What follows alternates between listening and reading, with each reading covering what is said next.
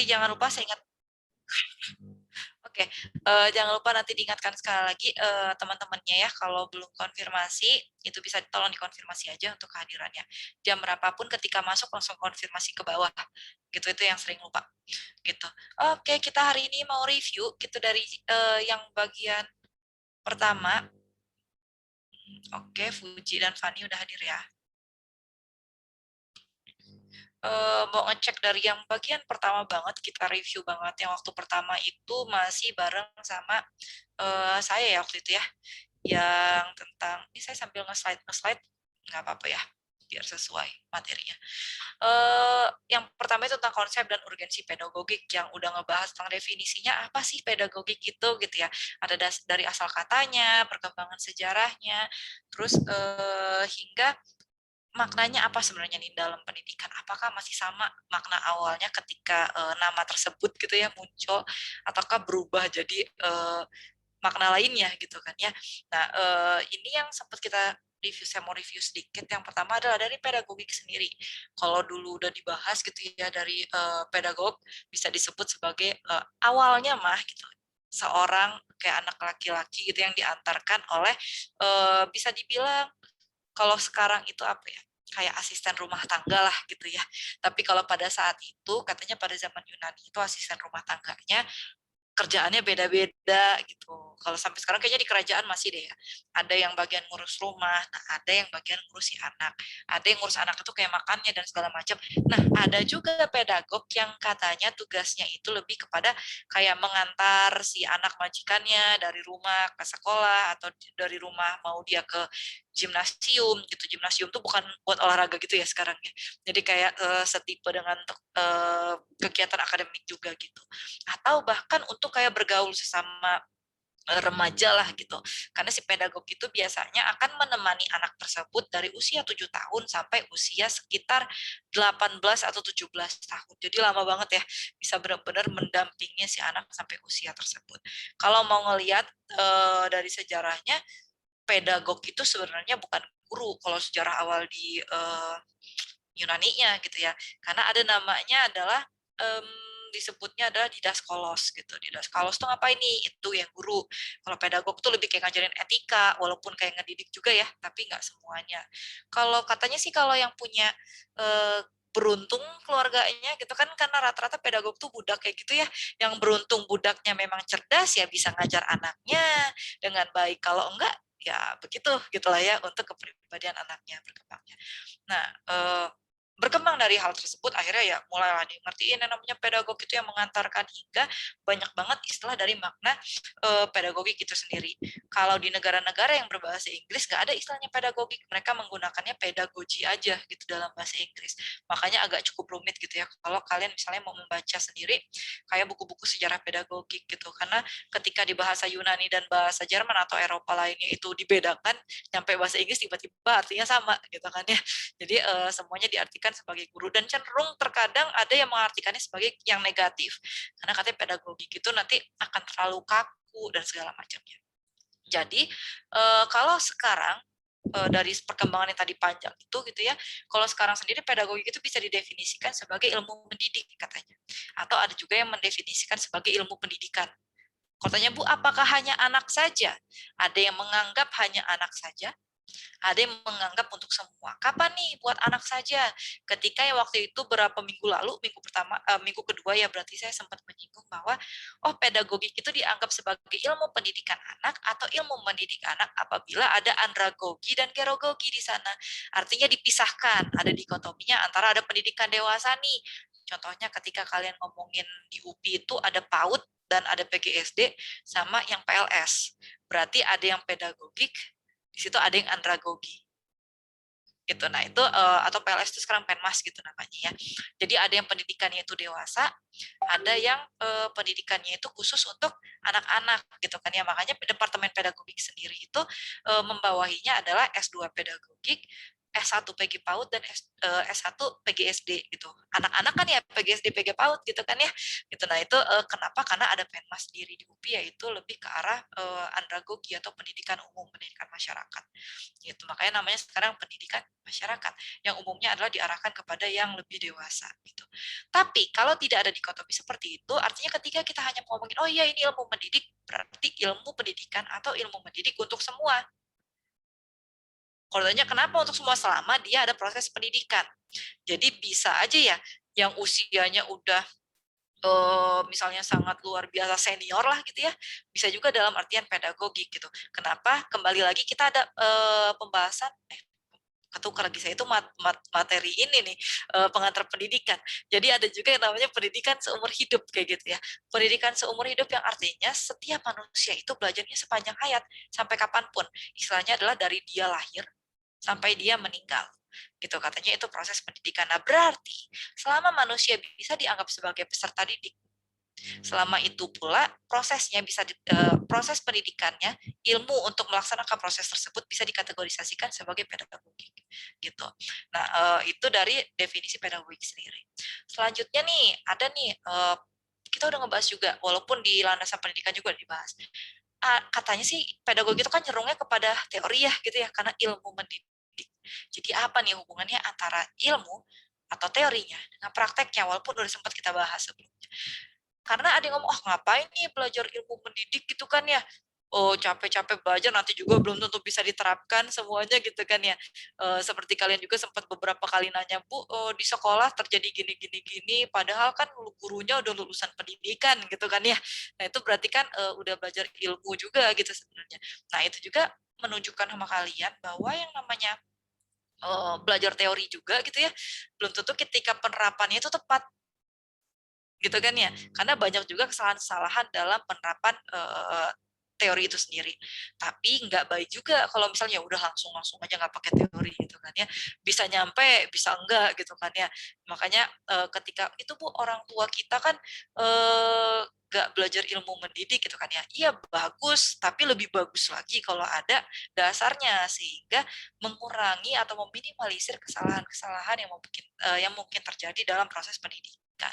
Sekarang seperti sebelumnya saya mau nanya nih, jadi sebenarnya kalau dari pembahasan tadi ya, kenapa sih kalian itu perlu belajar pedagogi mata kuliahnya? Kan udah ada landasan pendidikan. Ya, kita mulai asah-asah otak lagi sekarang.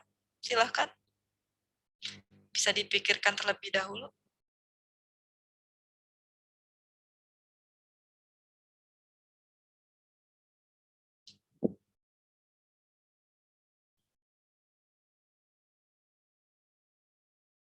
Silakan Regi. Kalau buat apa ya, kalau kata Regi sendiri, kenapa kita belajar tentang apa, pedagogik ini sendiri, ya karena pendidikan efektifnya gitu, ada pada usia anak, Bu. Terutama pendidikan-pendidikan tentang nilai atau dan lain sebagainya. Dan ya pendidikan namanya emang di pas masa anak-anak gitu, Bu. Terima kasih Regi. Iya sebenarnya ada dasarnya seperti itu. Yang pertama benar, karena umumnya itu ketika kita ngomong pendidikan gitu ya, terutama di Indonesia, itu cenderungnya kita ngomongin biasanya anak, yang disebut anak tuh sampai 18 tahun ya. Kalau udah ke arah sana tuh ketika ngomong, oh udah gimana pendidikannya, termasuk kayak mahasiswa juga, oh kita mau udah bisa belajar gitu ya, udah kayak cenderung menggunakannya istilah pembelajaran dibandingkan pendidikan gitu. Dan pendidikan itu walaupun kita tahu ya pendidikan formal udah dibahas juga sampai S3, tapi untuk kita sendiri memang umumnya adalah pendidikan lebih ke arah pendidikan kepada anak gitu ya. Kalau dari pendapat saya sendiri mungkin adanya kayak rasa keterbatasan ketika kayak saya dengan kalian dosen dan mahasiswa itu berbeda dengan seorang guru dengan seorang siswa di sekolah. Kalian juga merasanya gitu mungkin ya, ketika bagaimana kita sebagai siswa waktu di sekolah dan bagaimana sekarang sebagai mahasiswa, percakapannya dan lain sebagainya juga dengan dosen itu mungkin agak berbeda dibandingkan dengan ketika kita masih dianggap kayak anak-anak gitu lah ya, sama gurunya. Ada lagi yang ingin berpendapat? Silakan. Terima kasih, Regi.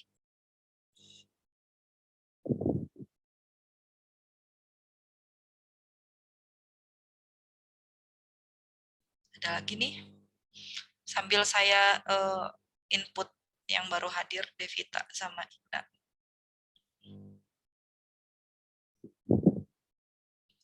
Ada lagi silakan yang ingin berpendapat.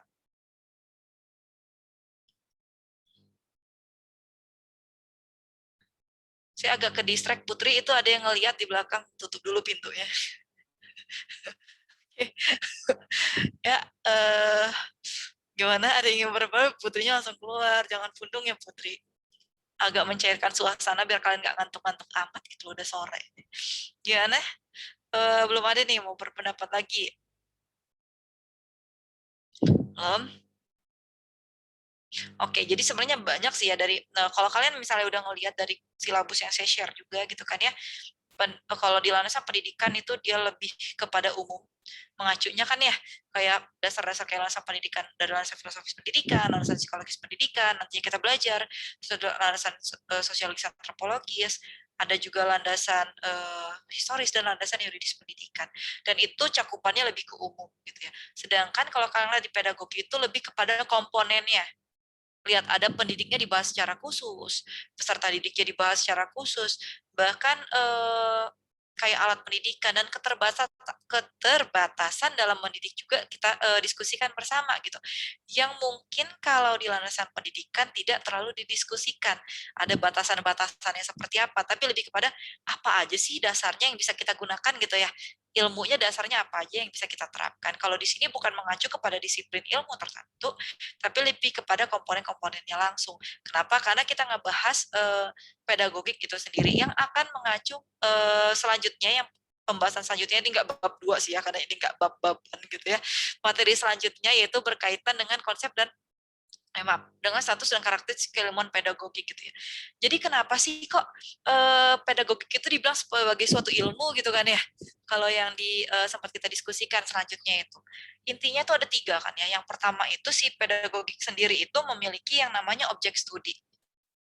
Udah sempat kita bahas juga dalam landasan pendidikan pada bab 4 juga gitu ya, bahwa yang namanya ilmu syaratnya adalah memiliki objek studi yang berbeda dengan ilmu lainnya gitu kan ya. Itu yang dikategorisasikan sebagai ilmu yang otonom gitu.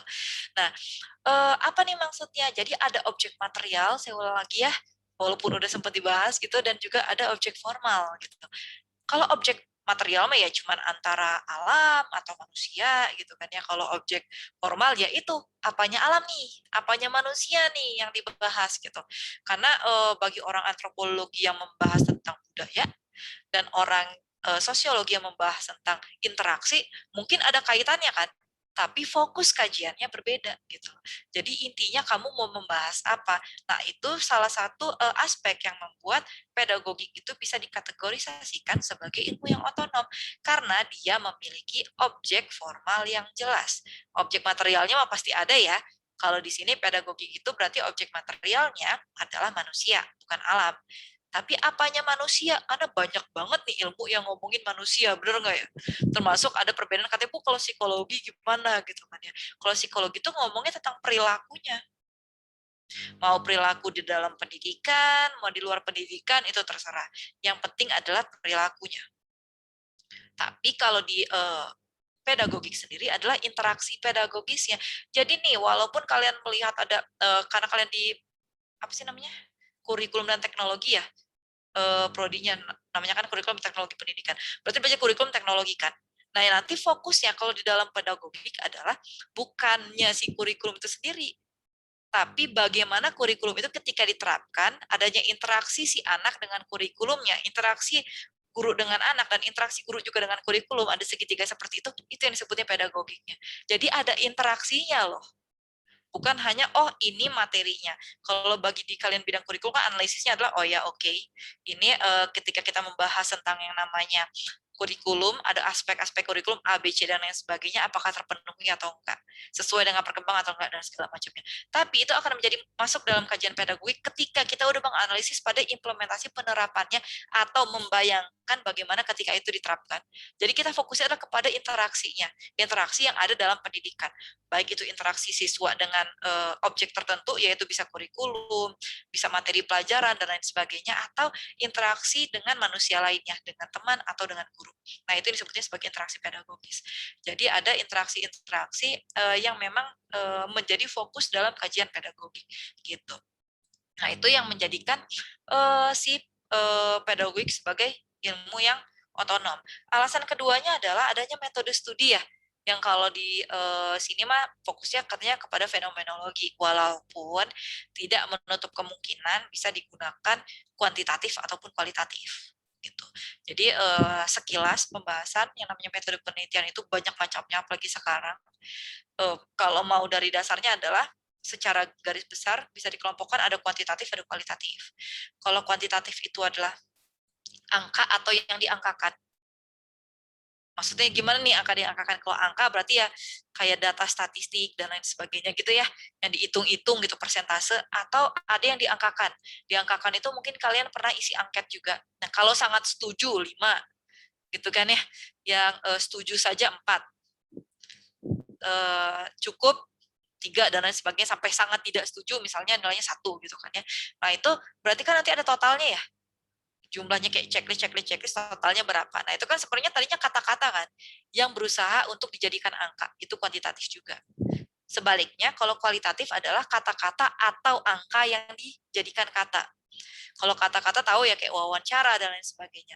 Angka yang dijadikan kata gimana nih contohnya? Ketika kalian mendapatkan nilai di rapor deh sekarang ya, pakai kurtilas gitu kan, ada tulisannya itu misalnya nilainya A, atau misalnya nilainya 4,00 deh ya, kalau sekarang IPK gitu. Itu kan ada deskripsinya ya, yang disebut 4 itu yang mana sih? Berarti kan itu angka yang dijadikan kata. Nah, itu sebaliknya seperti itu. Jadi bisa kuantitatif, bisa kualitatif. Atau kayak misalnya nilai 100 berarti sangat baik gitu. Nah, itu adalah lebih ke kualitatif.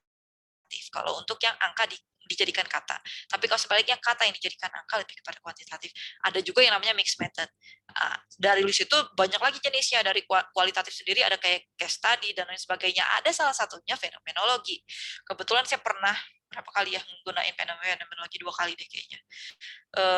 Karena cukup rumit, karena katanya fenomenologi itu ketika diterapkan kita tidak boleh ada asumsi tertentu ketika menganalisis hasil wawancara atau hasil observasi kepada anak.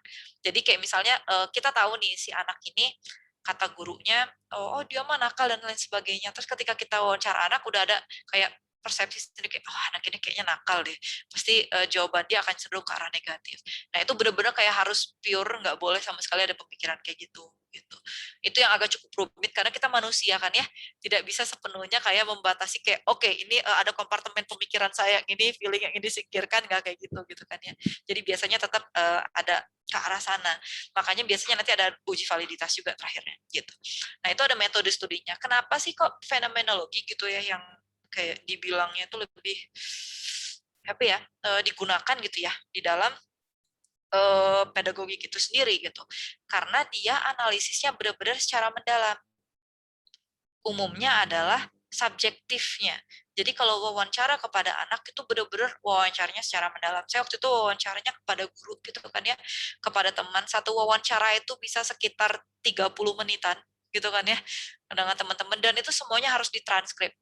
Berarti harus diketik ulang, termasuk dia ngomong oke, iya, gimana ya, itu semuanya harus ditulis, harus diketik ulang gitu. Sampai kalau dia diam sejenak itu ada di dalam kurung terdiam sejenak gitu. Gitu. Jadi benar-benar ngedetail banget gitu, termasuk ketika observasi juga benar-benar kayak mau catatan dan sebagainya gitu. Dan itu semuanya dianalisis. Gitu. Jadi harus dianalisis satu persatu. Jadi benar-benar kayak menganalisis secara mendalam suatu fenomena tertentu. Dan alasan keduanya adalah karena dia namanya fenomenologi, dia mengkaji tentang fenomena. Dan ingat, fokusnya tadi yang namanya pedagogik, objek formalnya adalah interaksi pedagogis, yaitu artinya fenomena interaksi pedagogis gitu. Ada fenomena, ada kejadian tertentu gitu. Jadi bukannya sesuatu yang abstrak, tapi beneran ada fokusnya ke arah sesuatu fenomena tertentu gitu. Nah, itu makanya fenomenologi dianggap paling cocok. Dan yang terakhir adalah alasan pedagogik sebagai ilmu otonom, yaitu sifatnya sistematis dan ada hasil studinya juga harus sistematis.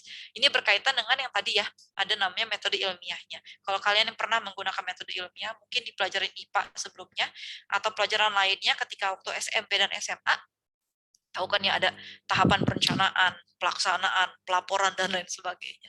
Nah, itu juga seperti itu gitu. Jadi sebenarnya sama dengan ilmu-ilmu lainnya, tapi fokusnya adalah intinya dia memiliki objek formal yang berbeda dengan ilmu lainnya. Jadi Bu, kalau misalnya objek formalnya sama, berarti dia tidak bisa disebut sebagai ilmu otonom, tidak diakui otonomnya itu gitu. Dianggapnya adalah bagian dari ilmu lainnya.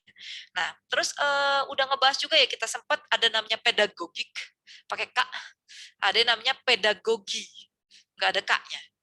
Ada yang masih ingat nggak perbedaannya coba? Ada yang pakai K, ada ya K-nya yang ketinggalan gitu. Sengaja disingkirkan.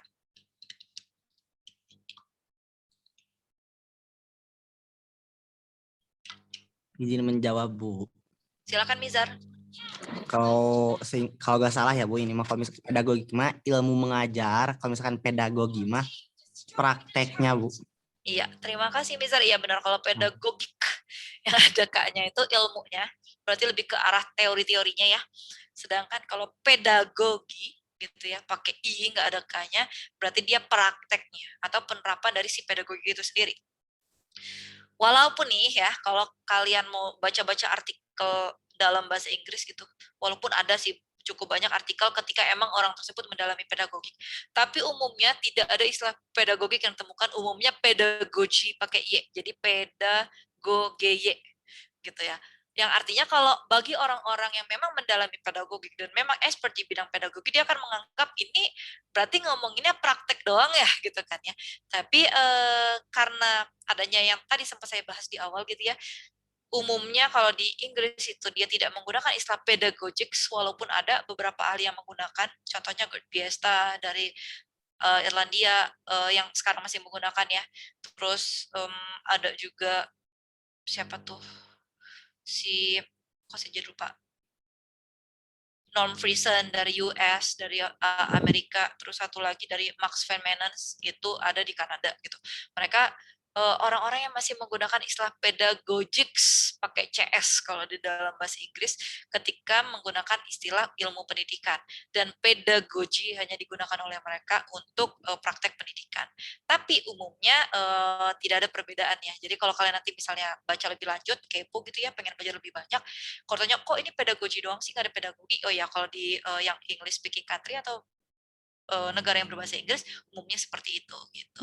Nah, tapi benar yang kata Mizar tadi, intinya adalah yang satunya teori yaitu pedagogics atau pedagogi jadi bahasa Inggris pedagogik, dan yang satunya pedagogi yaitu praktek pendidikannya atau praktek mengajarnya. Terima kasih Mizar, itu untuk yang praktek pendidikan dan teori pendidikan. Sampai sini ada yang mau tanyakan dulu nggak?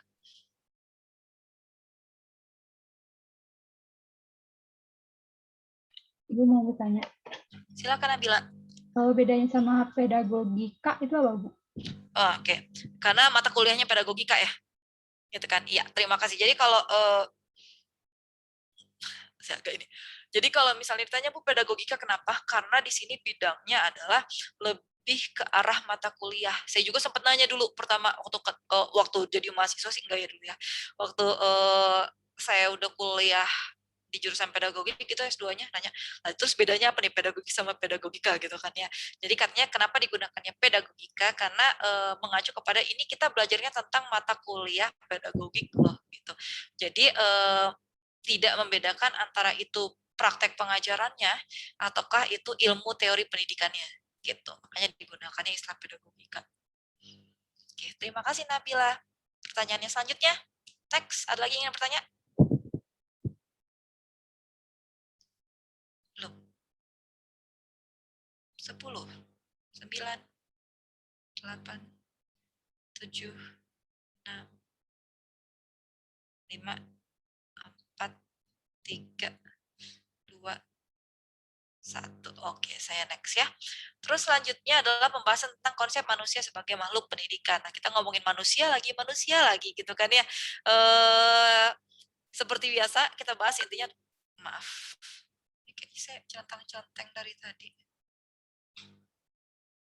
Oke, saya close dulu aja WhatsApp-nya ya, sebentar. Agak sedikit mengganggu jadinya. Oke.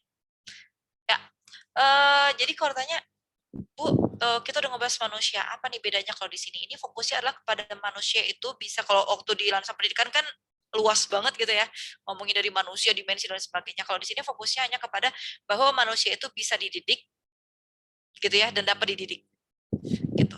Nah, berkaitan dengan itu saya nggak mau panjang-panjang untuk ngedefinisiinnya lagi karena udah sempat kita ulang berkali-kali gitu ya, karena pembahasannya sama. Ada manusia itu bisa dikategorikan sebagai manusia yang atau makhluk yang dapat dididik, yaitu kalian tahu berarti setiap orang itu pasti bisa dididik oleh orang lainnya, dan juga perlu untuk dididik, yaitu adalah bahwa kita walaupun emang bisa dibilang memiliki potensi gitu ya, tapi tetap harus ada pendidikannya gitu. Terkait dengan hal ini ada yang ingin ditanyakan dulu nggak? Sebelum saya masuk ke bagian teori nativisme, empirisme, sama konvergensi. Tentang manusia bisa dididik, dapat dididik dan perlu dididik, ada yang ingin ditanyakan nggak?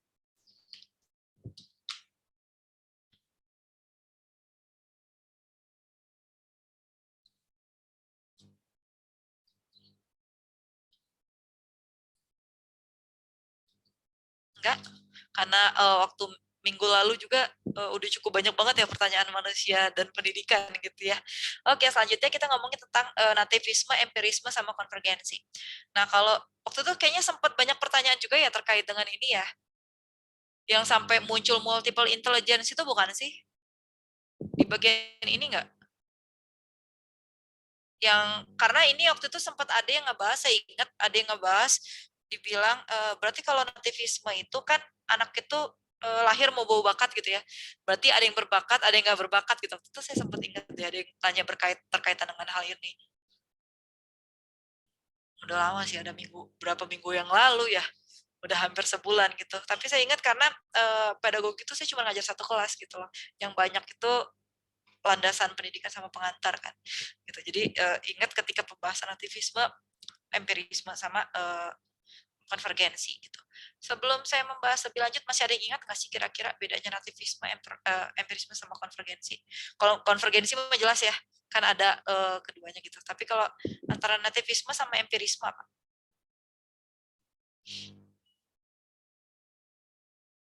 Ada yang ingin berpendapat dulu? Mungkin silakan.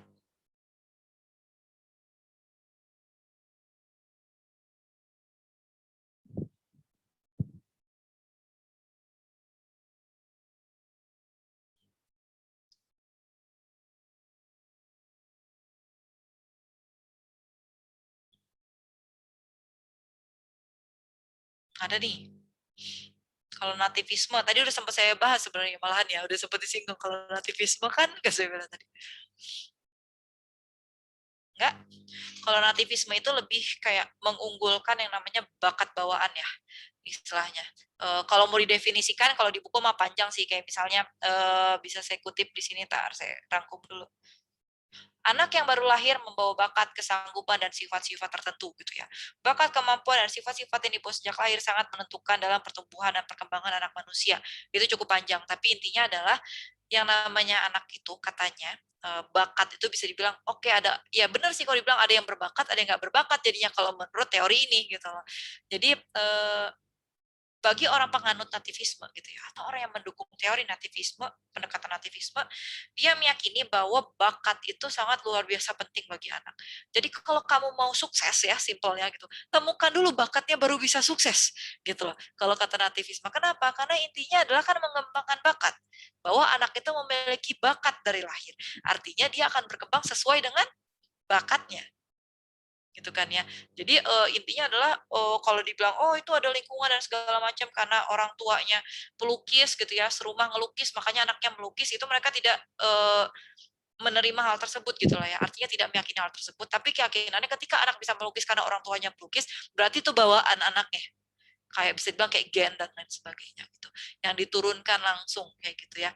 Dibandingkan dengan karena pengaruh orang di sekitarnya, lingkungannya seperti itu gitu. Jadi contohnya adalah ketika dia memang pendiam misalnya, dalam lebih luas lagi kalau kita bahas, artinya berarti karena emang dia introvert, selesai gitu loh.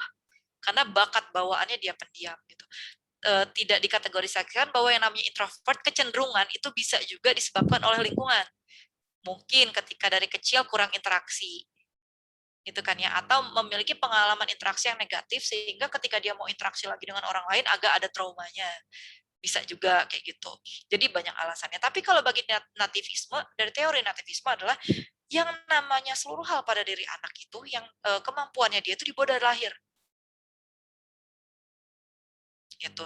Jadi ya kalau kalian seperti saya bilang tadi, wah dia ini biasa kayaknya masih ada sih kayak orang-orang yang mendukung teori nativisme. Contohnya adalah kalian tahu kan ya seleksi child geniuses, pernah nonton nggak yang bukan TV series ini kayak talk show gitu, tapi dia itu membawa anak-anak jenius dari seluruh Amerika, tahu nggak? Oh itu kalau belum itu kalian coba ngecek, itu seru asli. Saya nonton itu, oh ini teori nativisme banget ya orang-orang gitu kan ya. Jadi mereka benar-benar kayak, oh ini si anak ini berbakat dari lahir dia sudah gini dan sebagainya gitu. Orang tuanya tuh orang-orang yang banyak menganut tentang nativisme. Walaupun ada sih beberapa orang tua yang ngomong, ya anak saya tuh dilesin A, B, C dan D. Tapi tetap aja karena dia udah berbakat dari lahir tuh kayak gini gitu. Tapi balik lagi gitu kan ya, intinya adalah si anak sukses karena dia memiliki bakat tertentu gitu. Jadi dia lebih menekankan kepada bakat. Tuh kalau kalian mau nonton untuk analisis tuh ya, untuk analisis pedagogik atau pendidikan itu keren banget nonton itu. Rekomendasi saya tuh pertama Child Geniuses itu, terus yang kedua adalah Nanny 911. Gak tau kalian tahu nggak? Pernah dengar nggak? Itu juga dia nganalisis, dia itu macam-macam sih, ada yang di Amerika, ada yang di Australia gitu. Dia berkeliling ke rumah-rumah orang gitu, yang orang memanggil dia ketika anaknya udah nggak bisa diatur dan luar kontrol gitu. Mereka nelpon gitu. Jadi nanti timnya perwakilannya datang satu orang yang akan di rumah itu, yang anak itu seru deh pokoknya sampai kelempar segala macam. Nah ini kalau bagi mereka yang orang-orang yang di sini tuh ada yang memang orang tua atau guru juga yang sangat menekankan teori nativisme itu benar gitu loh. Jadi dia menganggap bahwa si bakat itu segalanya gitu. Nah ini juga yang ditulis di buku Outliers yang sempat saya baca, mungkin waktu itu sempat saya bahas juga ke kalian sebentar gitu kan ya. Jadi katanya ada orang-orang yang dianggapnya itu berbakat, makanya dia bisa sukses. Nah, yang orang lupakan terkadang ketika ngebahas berbakat itu terlalu kayak didewakan gitu ya. Padahal belum tentu gitu kan. Bisa juga karena beberapa faktor di lingkungan kita. Nah, ini berkaitan dengan teori empirisme, berkebalikan dengan si teori nativisme. Kalau nativisme itu ngomong kita udah bawa potensi dari lahir dan perkembangan kita itu bergantung sepenuhnya dengan potensi kita. Kalau si empirisme bilang kita lahir itu tidak ada apapun, intinya tidak ada kemampuan, bakat atau apapun lah itu. Itu dibentuk oleh lingkungan. Gitu loh. Jadi ketika kita bisa melukis ya bukan karena kita punya potensi melukis atau apapun, tapi karena lingkungan kita mendukung kita untuk melukis dan lain sebagainya. Pokoknya dia sangat mendukung yang namanya lingkungan. Kayak gitu. Berkebalikan banget ya dengan sinativisme. Tapi dia juga tidak mendukung yang namanya ada bakat bawaan, juga tidak diyakini pada teori empirisme gitu. Jadi benar-benar kayak bertolak belakang banget. Makanya ada jalan tengahnya sendiri gitu ya, yang disebutnya sebagai konvergensi gitu ya. Jadi yang namanya nativisme itu benar, ada yang bakat, tapi bakat kalau lingkungannya tidak mendukung itu tidak berkembang. Gitu kan ya. Terus ada sih lingkungan juga gitu kan penting, tapi kalau dia memang tidak berbakat itu juga mungkin berpengaruh. Gitu loh. Jadi kalau kata teori konvergensi, baik itu bakat, bawaan, potensi atau apapun lah itu namanya, dan juga yang namanya lingkungan itu keduanya saling berinteraksi dan mendukung perkembangan seseorang kayak gitu. Nah ini yang saya bahas lagi yang dari Outliers. Kalau kalian belum baca deh bukunya, keren deh sebenarnya yang analisis. Karena dia memberikan kasus contoh nyata. Contohnya yang saya sempat waktu itu ngebahas juga di kelas ini, dia memberikan contoh tentang atlet hoki Kanada gitu kan ya. Waktu itu sempat saya bahas juga mungkin kayaknya.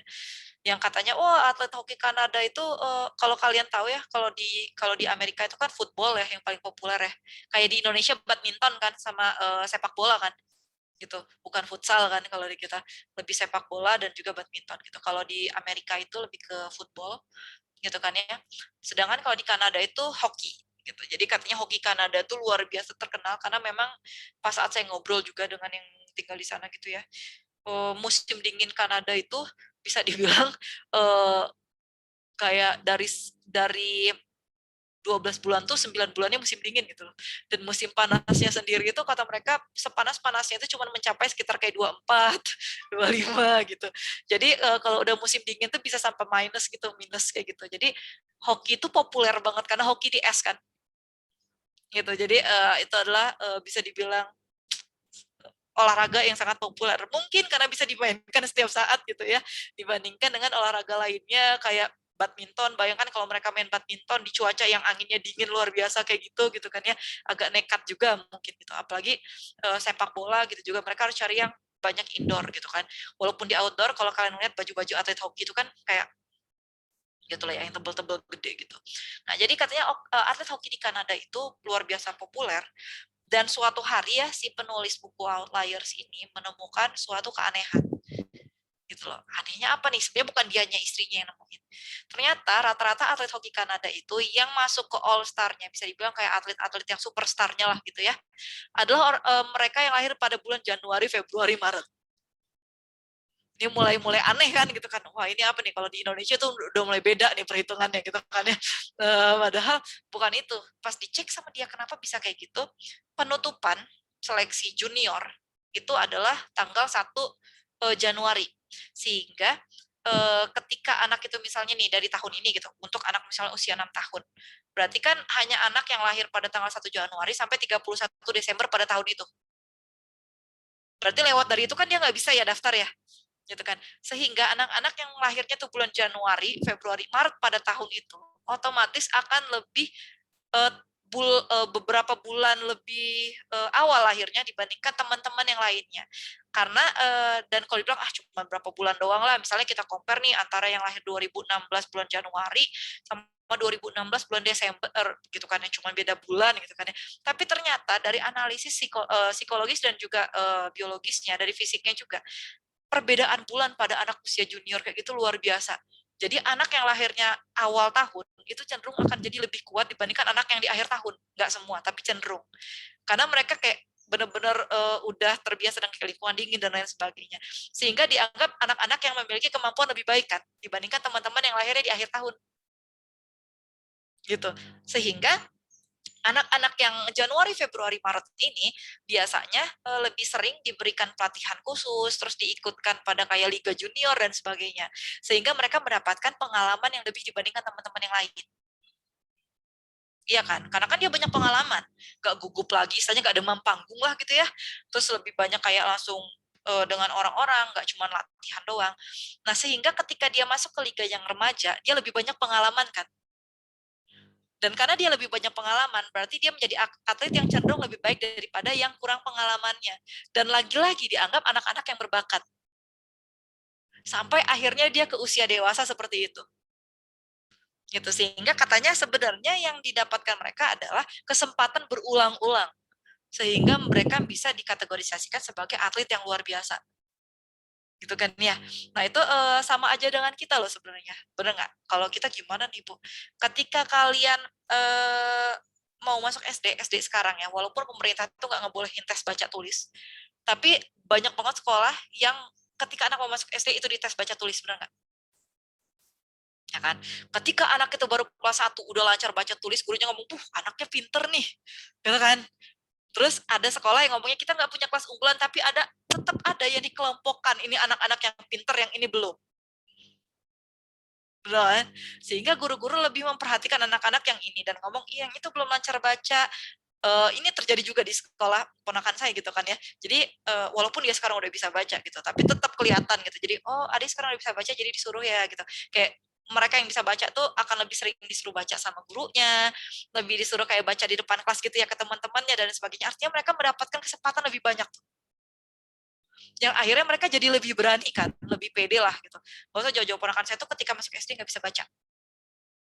Terus dia sekarang udah bisa baca dan katanya Ci, sekarang mah adek udah bisa loh, ngerjainnya udah lebih cepat loh dan lain sebagainya gitu kan. Dan itu gurunya, oh ya dia udah bisa gini segala macam. Akhirnya boleh main dan segala, dan pokoknya beda lah kayak treatmentnya itu ketika ada anak-anak yang memang udah bisa gitu ya, sama yang belum bisa itu beda gitu.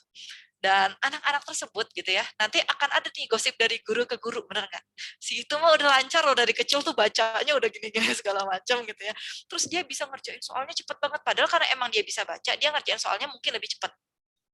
Karena mungkin ada temannya nanti yang sebenarnya dia bisa juga, tapi dia nanti ketika dia usia 9 tahun, 8 tahun mungkin baru bisa. Tapi karena udah dari awal ngomong, ini nih yang anak-anak cerdas gitu kan ya, Terus anak-anak cerdas tersebut gitu ya akan ikut sertakan lomba sama guru-gurunya biasanya, bener nggak? Dapat sertifikat lebih banyak, pengalaman lebih banyak, sehingga ketika dia masuk ke SMP, jalur khusus tuh, banyak sertifikat kan ya, dibandingkan teman-teman lainnya. Ketika SMP, oh ini dari jalur prestasi nih, gitu kan ya. Mulai lagi sekolahnya akan ikut sertakan dia lagi di lomba-lomba. Kenapa? Karena dia udah berprestasi dari SD. Sehingga dia dibimbing terus, sampai masuk ke SMP, SMA lagi, masuk jalur prestasi. Ya kan? Yang akhirnya anak-anak yang mungkin sebenarnya itu juga sama cerdasnya dengan anak itu, sama berbakatnya dengan mereka, tapi munculnya terlambat gitu loh ya, bisa dibilang dianggapnya tidak gitu loh. Dianggapnya tidak berbakat, sehingga mendapatkan lebih sedikit pengalaman dari teman-temannya yang tadi. Gitu. Jadi memang ada hal-hal tersebut gitu yang itu terjadi. Nah, ini makanya ada namanya teori konvergensi. Yaitu baik itu bakat, itu lingkungan, itu sangat mendukung. Bill Gates itu nggak akan jadi kayak istilahnya luar biasa, bahkan dia sendiri ngomong, kenapa dia bisa luar biasa gitu, emang udah tertarik komputer. Lingkungan dia mendukung untuk menggunakan komputer. Sekolahnya SMP, salah satu SMP pada saat itu di Amerika yang punya komputer. Lingkungan tempat tinggal dia dekat dengan universitas yang pada saat itu udah menyediakan komputer, di mana dia katanya bisa ngabisin waktu sampai pagi. Gitu kan ya.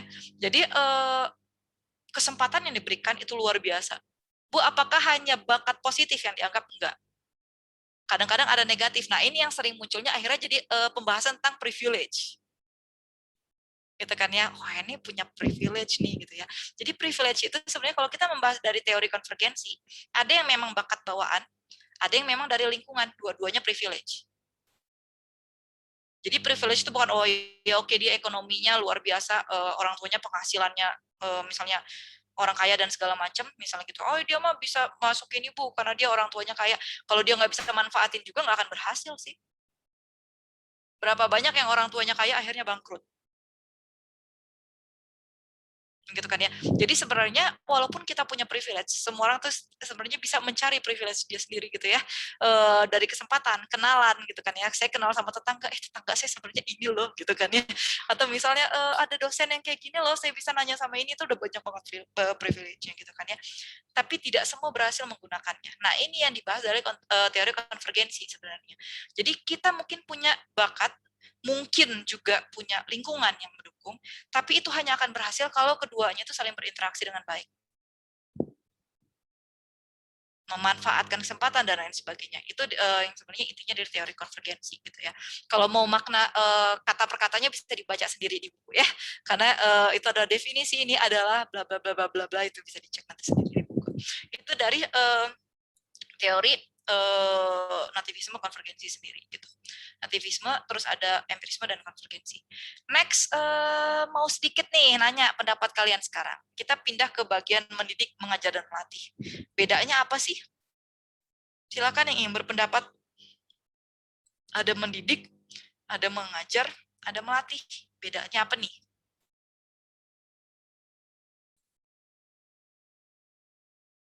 Ya, silakan ditekan tombolnya. Udah kayak ini, cerdas cermat.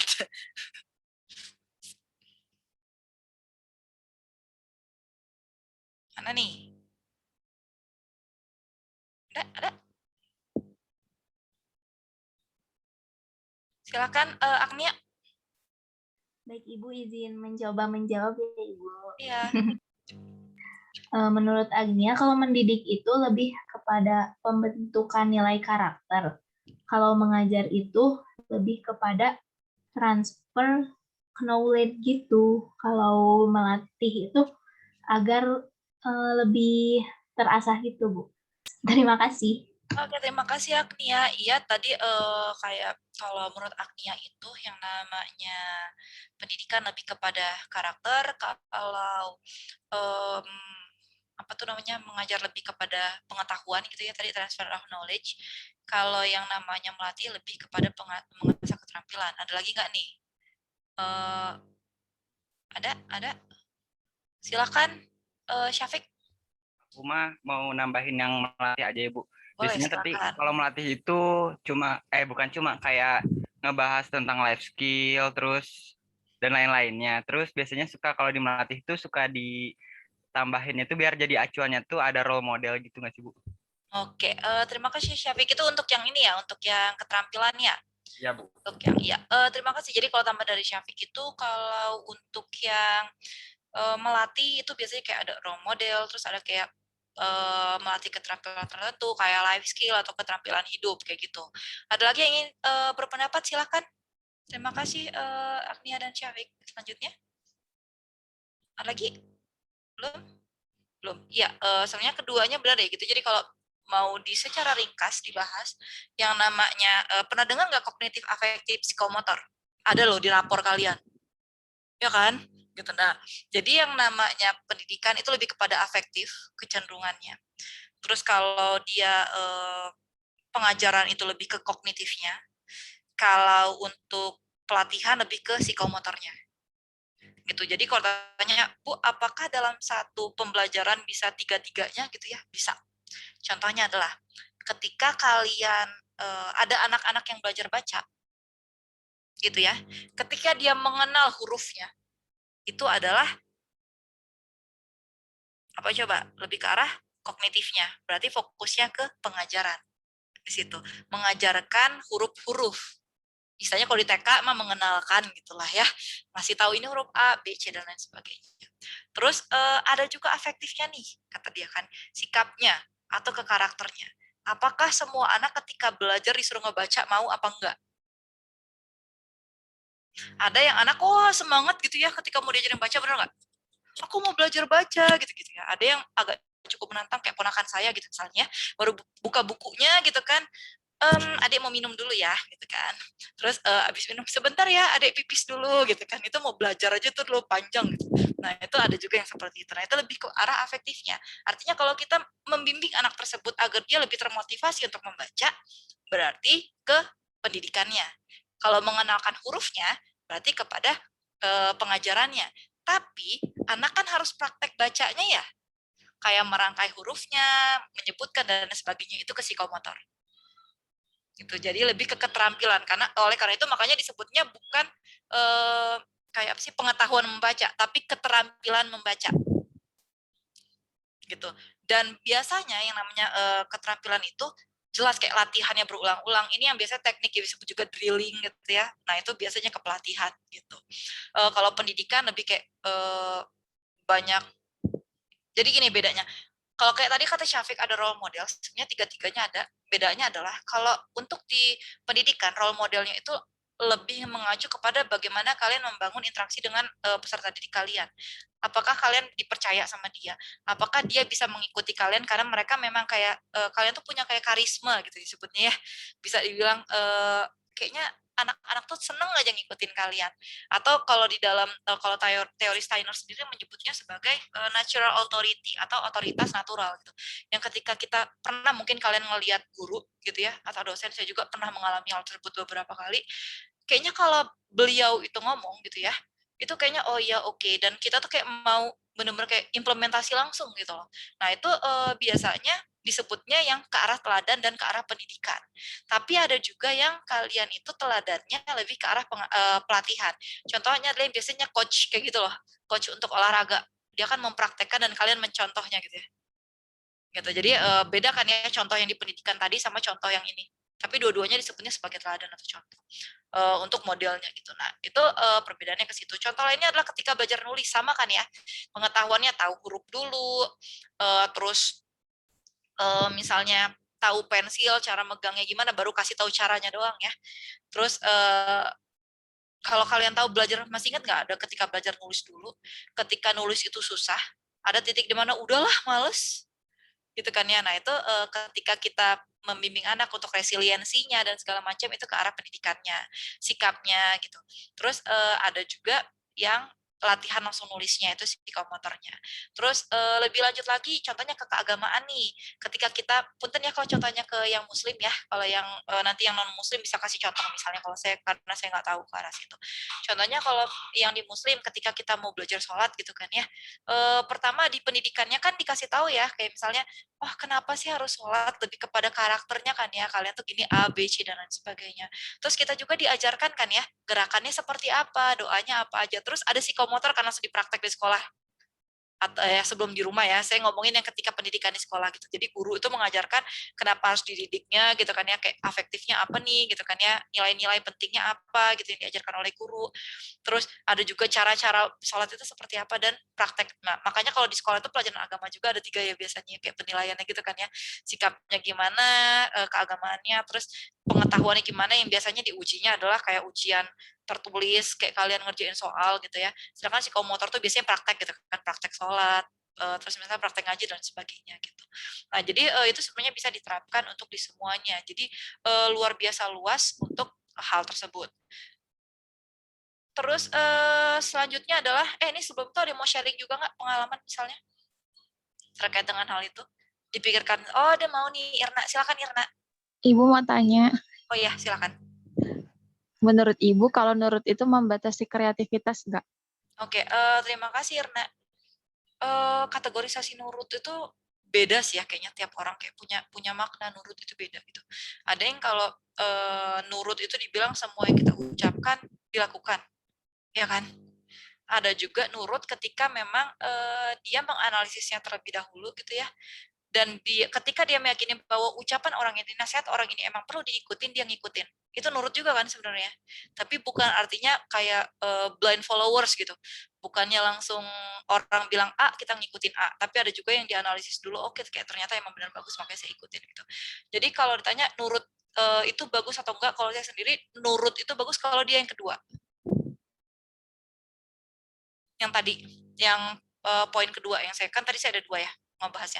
Yang satu adalah yang blind followers, yang ketika orang, misal saya ngomong nih, Irna, baca buku, pokoknya baca buku pedagogik ya, harus hafalin ya. Irna, oke Bu, akan saya lakukan sekarang. Padahal kamu belum tentu paham gitu. Kenapa harus dibaca? Nah, itu blind followers. Jadi nurut aja gitu. Kalau di kita mah manut ya istilahnya gitu ya kan ya, di Indonesia gitu kan ya. Tapi ada juga yang dia nurut tapi dia udah critical gitu loh. Jadi dia udah menganalisisnya terlebih dahulu, tapi dia mengikuti. Jadi dia mengikuti itu bukan alasan oh ya saya harus nurut gitu ya. Karena misalnya ini terkadang gitu ya, kalau nurut di kita itu cenderungnya kepada senioritas gitu, benar nggak sih? Gitu ya, karena itu orang tua gitu nurut tapi ngedumel di dalam gitu kan. Nah itu yang takutnya bahaya tuh seperti itu gitu kan. Yang baik adalah ketika kalian memang namanya mau nurut, emang udah tahu konsekuensinya seperti apa gitu. Nah ini balik lagi ke nilai otonom ya kalau dalam diri manusia yang sempat kita bahas. Jadi ketika kalian memilih sesuatu mau ngikutin orang tua, tapi emang udah ada consideration kalian sendiri, udah ada kayak pertimbangan kalian sendiri. Bukan langsung oke, langsung ikut aja deh karena dia orang tua selesai gitu kan ya.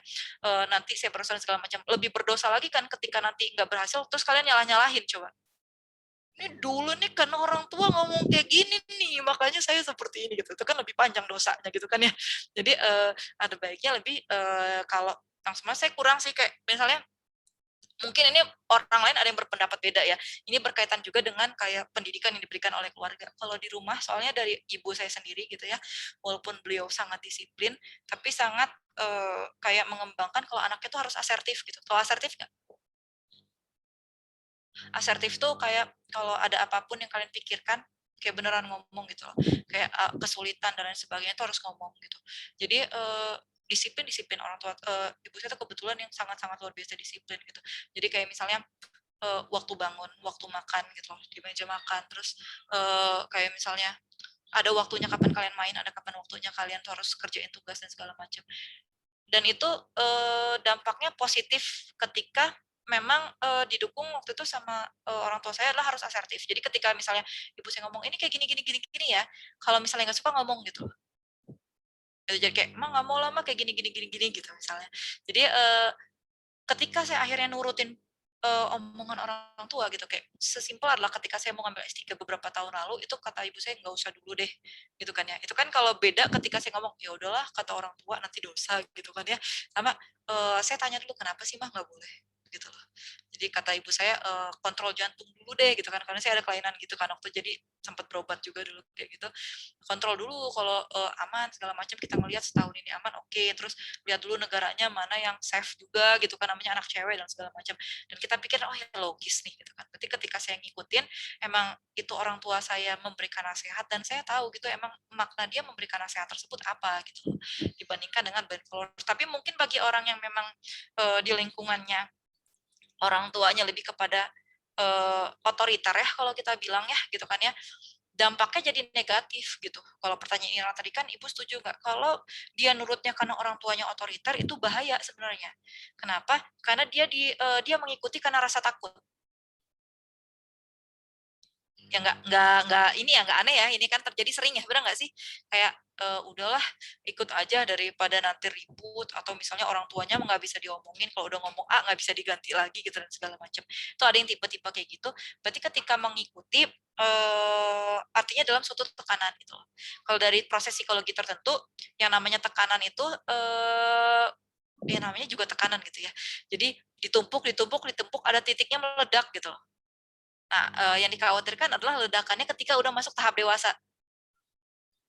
Kan kalau udah tahap dewasa egonya tinggi tuh, ya.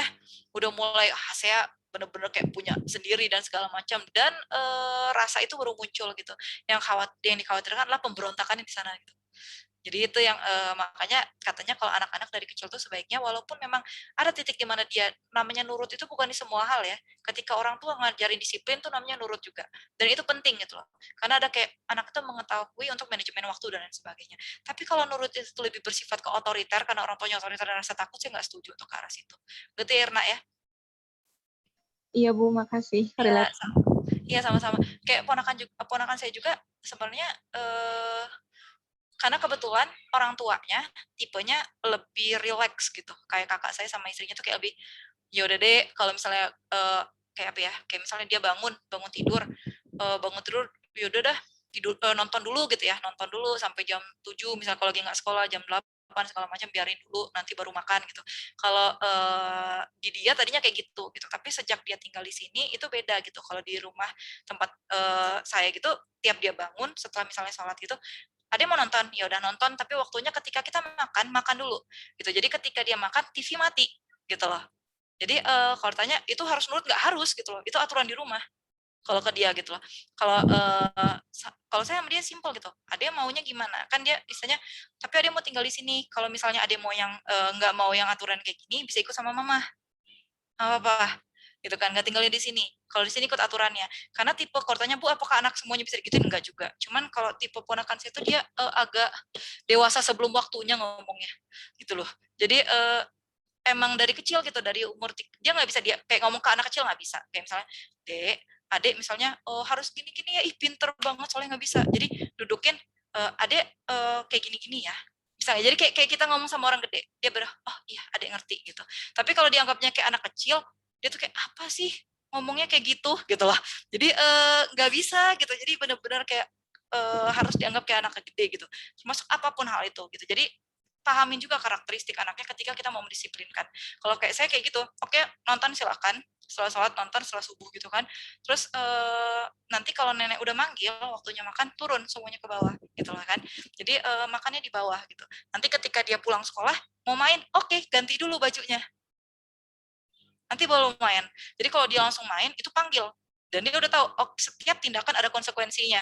Jadi makanya kalau ngomong awalnya tuh kayak papa saya mama saya kan ngomong, kamu nih ngomong sama ponakan kayak gitu kayak sama orang gede, masalahnya dia maunya digituin gitu loh. Ada konsekuensinya Dek setiap ini. Jadi ketika papanya lucunya ngomong, Dek nanti kalau kayak gini ada hukumannya. Hukuman itu konsekuensi apa kata dia. Jadi bahasanya agak tua gitu lah ya. Nah itu adalah yang harus kita pahami juga perkembangan. Nah ini berkaitan dengan materi selanjutnya, yaitu konsep manusia sebagai makhluk pendidikan yang berkaitan dengan batas-batas pendidikan. Jadi katanya di pendidikan itu ada batasannya kan ya. Yang kita sempat bahas juga, mungkin kayak kalian sempat ngebahas, ada tujuan pendidikan itu ada batasannya, pendidik ada batasannya, peserta didik ada batasan dan sebagainya. Nah kalau tujuan pendidikan batasannya apa? Kita nggak bisa kan ya mau menentukan tujuan pendidikan di Indonesia terus disamakan dengan tujuan pendidikan negara lain. Gitu kan, karena ada batasan pendidikan tersendiri gitu, tujuannya ada, tujuan khususnya. Pendidik juga kayak gitu. Nah itu juga yang sebenarnya dengan adanya batasan pendidikan, makanya pendidik pendidikan tuh ada pendidikan formal, non formal, sama informal. Kalau ditanya, Bu, kenapa sih harus sekolah? Karena tidak semua orang tua, saya tekankan ya, tidak semua orang tua mampu mendidik anaknya dan memberikan keterampilan yang dibutuhkannya ketika nanti dia hidup di masyarakat. Oke, kalau yang misalnya gini, oh Bu, tapi misalnya orang tuanya lulusan S2 gitu, S3. Nah, kalau orang tuanya juga punya kerjaan sendiri, bisa sepenuhnya nggak ngebimbing si anak? Gitu kan ya. Terus orang tuanya nih udah profesor, tapi di bidang IPA. Nah, dia bisa nggak ngajarin kepada anak-anaknya berkaitan dengan matematika? Belum tentu kan. Sedangkan mungkin itu dibutuhkan ketika di masyarakat kayak logika, terus kayak misalnya hal-hal kayak bagaimana bersosialisasi dengan orang lain, terus bagaimana menggunakan teknologi kalau sekarang gitu ya, digital gitu kan ya, karena banyak kok yang istilahnya kayak profesor dan segala macam, tapi belum tentu juga dia aware di bidang digital kan gitu. Dan anak-anak sekarang kalau nggak belajar misalnya di sekolah di mana? Bu, bisa Bu, sekarang mah di Google bisa, tapi keamanannya juga lebih mengkhawatirkan gitu. Karena waktu itu saya pernah penelitian fenomenologi dengan guru-guru gitu ya, waktu itu dan kekhawatiran yang muncul sama guru-guru terbukti gitu, muncul kepada anak. Dampak dari teknologi itu banyak banget ketika anak itu diberi kebebasan untuk searching materi sendiri di Google. Contohnya terekspos pornografi. Terus mulai bullying sama teman, yang cyberbullying, karena punya kata-kata yang ya gitulah ya, yang negatif gitu. Jadi banyak banget yang mungkin anak itu menggunakan. Atau contohnya adalah tujuan dia tadinya searching tugas, tiba-tiba malah main dan lain sebagainya. Kenapa? Karena dianggapnya adalah anak itu belum cukup bijak untuk memilih mana yang harus dilakukan atau mana yang boleh untuk dibaca, mana yang belum. Makanya biasanya itu ada ya kayak usia tertentu gitu ya, kayak di film segala macam, kayak 13 plus dan lain sebagainya. Walaupun kalau di kita karena anak sekarang udah pegang gadget semua, benar nggak sih?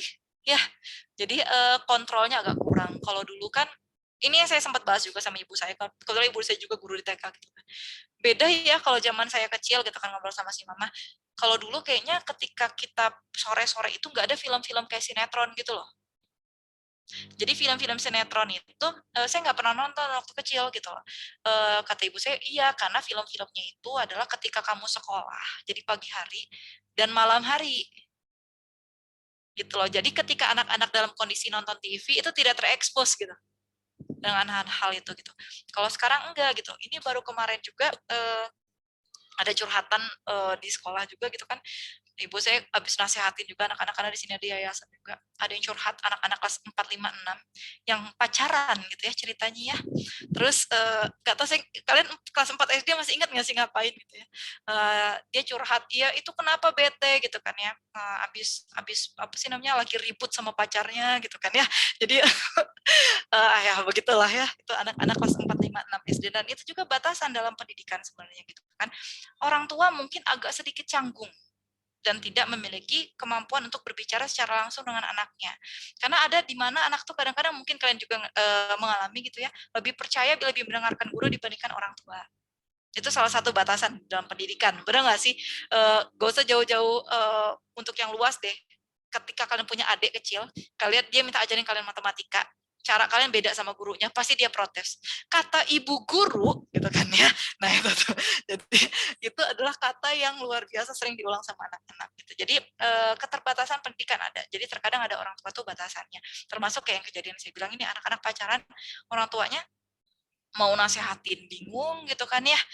Karena terkadang ada yang masih kayak dibilang tabu ya ngebahas gitu sama anak-anak gitu. Padahal ya anak sekarang gak usah dibahas juga dia udah ngerti kan. Bener nggak? Tahu deh anak-anak sekarang kalau orang tuanya nggak boleh teh anak saya mah nanti gini kayak waktu itu ada orang tuanya yang diskusi sama saya teh gimana ya biar anak saya tuh belum ngerti jangan dulu gitu loh ngerti yang namanya pacaran ya jangan kayak gitu Bu orang anaknya udah pacaran gitu kan gimana lagi ngomongnya gitu kan ya jadi pertanyaannya harusnya dirubah gimana cara supaya dia intinya memaknai gini loh anak-anak tuh maunya sebenarnya apa sih? Kenapa sih kamu kayak gitu gitu kan ya? Kenapa kalian pacaran segala macam gitu kan ya? Tuh ibu saya baru nasihatin tuh tadi tuh. Iya, ada yang udah sampai cium pipi doang kok langsung sampai geleng-geleng gitu udah agak stres juga gitu ngobrolnya gitu kan ya jadinya gitu ya. Maksudnya kelas 4 SD gitu kan ya. Udah yang oke gitu. Sekelas loh gitu kan ya. Jadi agak gitu. Jadi sampai bingung kita mau ngapain, dan katanya pas ya mah nggak boleh suka ya gitu kan. Kalau kata mama saya ngomong bukannya nggak boleh suka, kalau suka ya silakan, kalau misalnya positif kalian lebih semangat belajar ke sekolah gitu kan dinasihatinnya.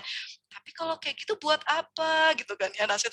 Jadi tadi itu saya sambil di atas juga ngedengerin nguping itu sampai cekikik sendirian gitu lah ya di atas gitu kan ya.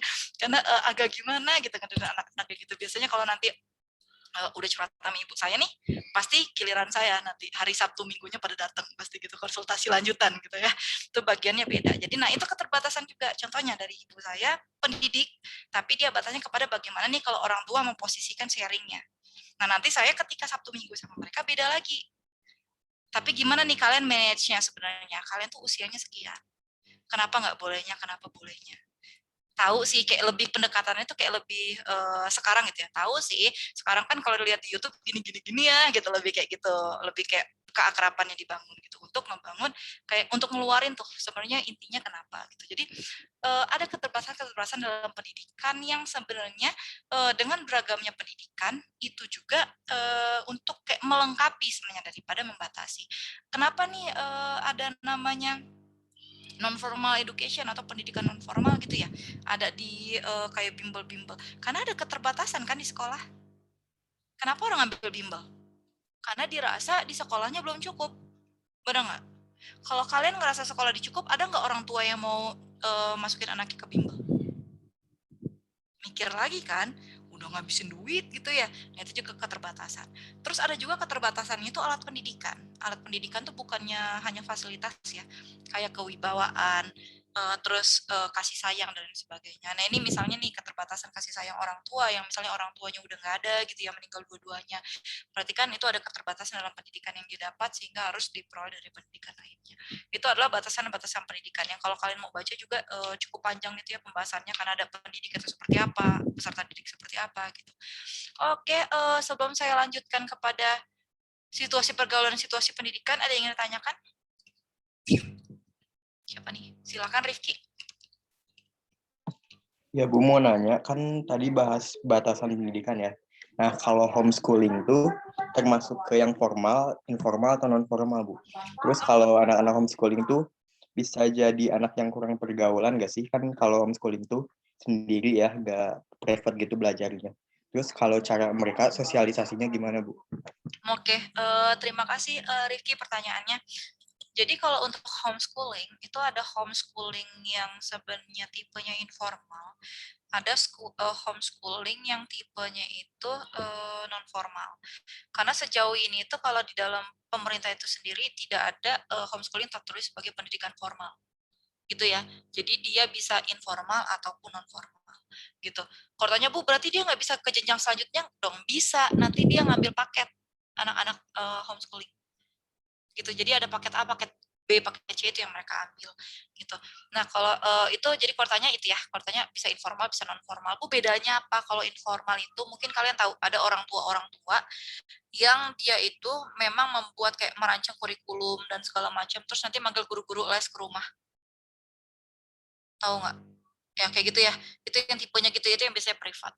Tapi ada juga non formal yang dia itu berupa lembaga. Itu jadi dia kayak ngebuat lembaga tertentu, tapi dia itu homeschooling. Contohnya kayak yang punya Kak Seto tuh. Gitu. Jadi dia tuh di rumah sekolahnya, anak-anaknya bajunya bebas. Gitu loh, pelajarannya tuh kayak lebih fleksibel kayak gitu, disebutnya homeschooling gitu. Jadi ada dua tipenya ya. Jadi ada yang memang dia itu berlembaga khusus, ada yang orang tuanya sendiri di rumah. Bukan dengan maksudnya bukan ngajar semuanya sih orang tuanya, nanti manggil guru gitu lah ya ke rumahnya. Tapi ada juga yang berlembaga. Nah, yang kalau berlembaga itu beberapa lembaga, saya nggak tahu semuanya ya, tapi saya beberapa lembaga yang saya pernah datengin itu dia nggak sendirian anaknya, tapi memang nggak serame kayak kita sekolah biasa sih, kayak sekitar 5 atau 6 kayak gitu.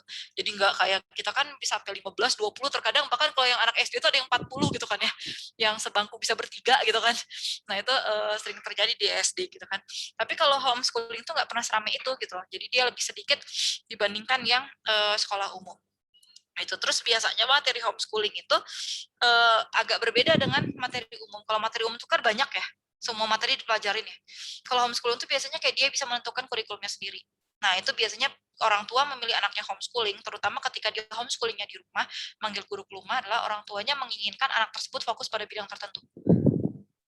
Gitu, contohnya adalah anak-anak yang dipersiapkan kayak untuk ikut ABC, yang kalau saya sendiri kayaknya kurang setuju sih dengan situ gitu. Kalau alasannya adalah anak difokuskan tertentu, kecuali memang anak itu memiliki keterbatasan tertentu. Ini balik ke keterbatasan peserta didik ya. Contohnya adalah anaknya itu berkebutuhan khusus. Gitu kan ya. Kayak kalau kalian misalnya ada yang autis gitu kan, dia kan nggak mungkin di sekolah umum. Boleh di sekolah umum, tapi kalau sekolahnya inklusi. Dan di Indonesia belum banyak kan sekolah inklusi. Gitu kan, jadi hanya beberapa sekolah inklusi. Dan orang tuanya mungkin tidak cukup biaya kalau mau masuk ke sekolah khusus yang ada kayak untuk anak-anak autis gitu kan, sangat luar biasa mahal. Ya udah, pilihannya adalah anak tersebut disekolahkan di rumah gitu kan ya. Dipanggil guru-gurunya dan segala macam. Tapi bukannya artinya yang namanya homeschooling itu anak tidak sekolah ya. Karena setahu saya untuk izin homeschooling itu harus ada dulu gitu loh. Jadi si orang tuanya itu mengajukan izin tersebut ke kayak komunitas homeschooling terdekat yang memiliki kayak legalitas gitu loh. Jadi nanti orang tuanya tuh kayak dikasih izin untuk memang menyekolahkan anaknya di rumah. Jadi bukannya artinya, saya mah anaknya homeschooling nggak sekolah gitu ya, di rumah aja, beda gitu ya. Jadi yang namanya homeschooling itu biasanya orang tuanya itu udah dapat izin dulu, memang anak tersebut diizinkan untuk sekolah di rumah gitu. Dan macam-macam sih, ada yang karena itu. Dan beberapa 2 tahun lalu gitu, 1 tahun lalu saya ketemu sama dosen UPI gitu ya, salah satu dosen UPI yang anaknya itu homeschooling. Ini bukan homeschooling lembaga ya, benar-benar pure homeschooling di rumah anaknya. Yang ngajar tuh dia manggil guru ke rumah gitu. Jadi ada beberapa karena kata dia, saya nggak apa sih, anak saya tuh kayak cenderung males kalau belajarnya tuh diulang-ulang segala macam gitu, kata dia kan, sehingga dia malah motivasinya menurun. Jadi kalau di pelajaran itu dia diajarin banyak pelajaran, tapi lebih kayak metodenya tuh kayak benar-benar tematik gitu. Kalau kita kan tematik, tapi tematiknya tuh nama doang bertema gitu ya. Tapi pelajarannya masih kayak terpisah. Nah kalau itu orang tua itu pengen anak itu belajar benar-benar kayak tematik. Jadi kayak ada proyek, misalnya proyek tertentu, dia disuruh ngebuat misalnya bagaimana cara membuat miniatur Gunung Merapi. Nah itu matematikanya ada. Contohnya bagaimana dia ngukur segala macam. Terus IPA-nya ada, bagaimana proses terjadinya. Terus dia disuruh belajar bahasanya, bagaimana anak tersebut suruh presentasi dan lain sebagainya gitu ya. Ibunya membuat proyek-proyek itu yang jadi materi pembelajaran anaknya gitu. Itu dosen UPI kalau nggak salah FPIPS gitu ya, apa di FIP ya. Saya ketemu waktu itu soalnya pas ngobrol-ngobrol sama kebetulan saya lagi pelatihan untuk menulis dongeng anak gitu kan ya. Dan ibu itu datang juga gitu. Pas ngobrol dia pengen ngebuat dongeng buat anaknya karena anaknya homeschooling gitu. Jadi yang pengen sesuai dengan tema si anaknya gitu. Nah itu jadi untuk pertanyaan kedua kayak gitu ya, untuk ke Rifki. Jadi homeschooling tuh ada yang kayak benar-benar orang tuanya di rumah, ada yang berlembaga kayak yang di Kak Seto. Tapi keduanya tetap harus ada izin. Jadi nggak boleh kayak dengan alasan nggak mau anaknya sekolah ya, udah anak saya di rumah aja padahal nggak belajar gitu loh di rumah, atau asal-asalan yang penting belajar sendiri, itu bukan homeschooling gitu ya. Itu mau orang tuanya aja yang malas menyekolahkan gitu ya kalau kayak gitu. Jadi karena homeschooling itu ada kurikulumnya juga gitu. Makanya mayoritasnya adalah ke non formal, dia berlembaga gitu. Biasanya ada kayak lembaga tertentu yang menyediakan gurunya dan gurunya yang ke rumah anaknya gitu. Itu untuk homeschooling. Terus yang selanjutnya, apakah ada kendala dalam sosialisasi gitu kan ya? Tergantung homeschoolingnya nih. Kalau homeschoolingnya yang sendiri, anaknya terus gak ada interaksi dengan orang, terutama orang tuanya fokusnya hanya kepada pengajaran, yang teoritis itu bakal berpengaruh banget sama sosialisasinya. Tapi kalau tapi ingat yang namanya manusia itu kan kita nggak bisa 100% ngomong dampaknya akan seperti itu gitu ya. Karena setiap individu itu mungkin berbeda. Contohnya adalah anak yang dosen yang saya temuin itu, yang saya cerita sama kalian tadi, dia tuh homeschooling di rumah, gurunya ke rumah, dan dia tuh belajarnya dari project-project gitu kan. Tapi anaknya friendly banget gitu loh. Jadi dia kebetulan diajak ketika acara itu, dan baru datang dia tuh nyalimin orang-orang di sana dan kayak, Assalamualaikum, apa kabarnya gitu loh. Yang bener-bener friendly. Terus ditanya, sekolah di mana? Oh, aku homeschooling gitu-gitu. Kayak bener-bener kayak diajak tuh bener-bener lancar banget ngomongnya dan friendly, ramah gitu loh. Anaknya terus ditanya belajarnya gimana? Nanti ibu tuh punya planning gini. Nanti aku bulan depan mau ini loh ikut pameran mobil di sini, kata dia kan kayak gitu kan. Nanti aku belajar disuruh wawancara orang ini gini segala macam gitu. Jadi dia ngejelasin tuh lancar gitu kan ya.